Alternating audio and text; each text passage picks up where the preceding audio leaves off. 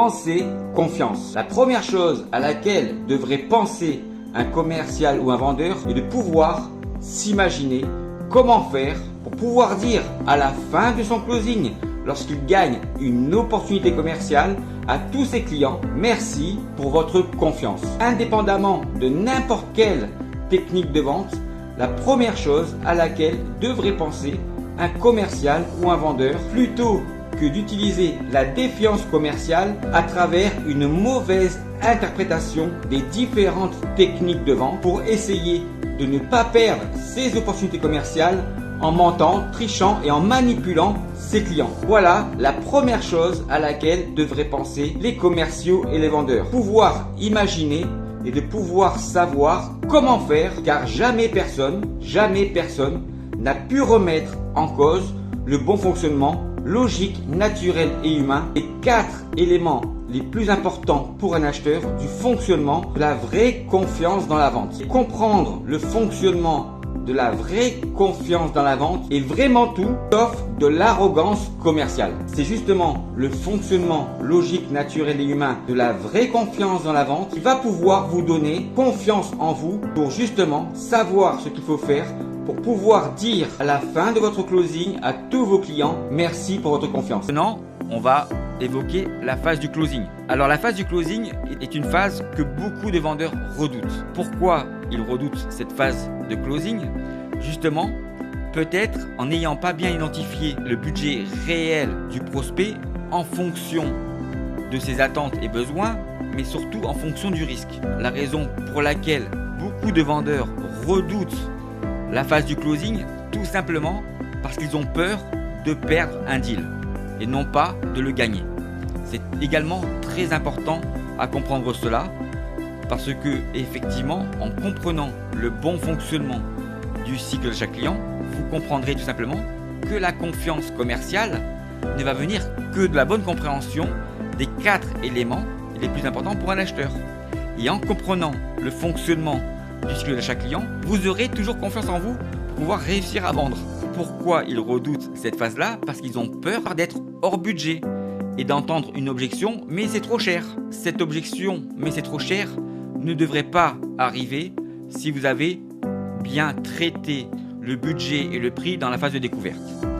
Et vous allez comprendre qu'en réalité, la phase dans le closing, le budget sera une validation simple et naturelle de votre acheteur par rapport aux moyens qu'il a, par rapport aux attentes et aux besoins qui existent dans une vraie opportunité commerciale. Alors je vais vous donner une astuce maintenant pour justement ne pas avoir peur de parler d'argent et de budget dans votre closing. Le plus simple pour pouvoir justement rentrer confortablement dans votre closing et à chaque fois en réalité que vous réalisez une action dans votre cycle de vente est de valider juste un peu avant que les 4 paramètres n'ont pas changé d'emplacement par rapport aux réponses qu'a pu vous donner votre interlocuteur. Si vous vous apercevez que les 4 éléments que vous traitez d'une manière simultanée, je dis bien simultanée, dans l'ensemble des 3 phases d'un cycle de vente et des différentes étapes de votre processus commercial ne sont pas à leur bon niveau, vous devez les réajuster et comprendre pourquoi ils ont bougé avant d'avancer. Parce que si vous avancez dans votre cycle de vente sans vous apercevoir que les éléments importants ne sont plus au même degré d'intensité pour votre acheteur par rapport à la dernière action que vous avez eue, surtout en B2B avec lui, ça va créer un décalage. Et ce décalage va faire en sorte que vous allez perdre l'opportunité commerciale et en plus, vous allez avoir à chaque fois de nouvelles objections. Pour éviter les objections, il faut contrôler en permanence si les 4 éléments sont bien au bon degré d'intensité dans les 3 phases d'un cycle de vente. Donc pour rentrer dans votre phase de closing sans avoir peur de le faire et simplement de demander à votre prospect, on est bien d'accord, monsieur le prospect, que ma solution correspond bien à vos attentes et vos besoins. Et s'il n'a pas dit oui, ne rentrez pas dans le closing. Requalifiez pourquoi il ne vous a pas dit oui. Essayez de comprendre quels sont les points de blocage avant d'aller trop vite dans votre closing parce que justement, il n'a pas validé avec vous que votre solution est la bonne pour lui. La bonne question à lui poser est de dire: monsieur le prospect, on est bien d'accord, et sans parler du budget, que notre solution est bien la bonne pour vous. Comme ça, vous avez évacué l'aspect budgétaire qui va être pour vous maintenant un point à travailler dans votre closing. Voilà une astuce toute bête qui va vous permettre de rentrer confortablement dans votre closing en ayant évacué l'aspect budgétaire.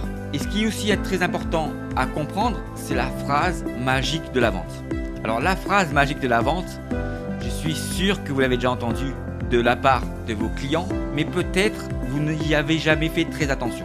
Un client est en train de vous choisir lorsqu'il vous dit: mais c'est quoi cette mode des gourous de la vente, des commerciaux, des vendeurs, des coachs, des conférenciers, des docteurs en vente, de pouvoir dire à la fin d'un closing qu'un commercial ou qu'un vendeur ne peut pas dire ou ne doit pas dire à son client: merci pour votre confiance. Mais c'est quoi ce truc? C'est n'importe quoi.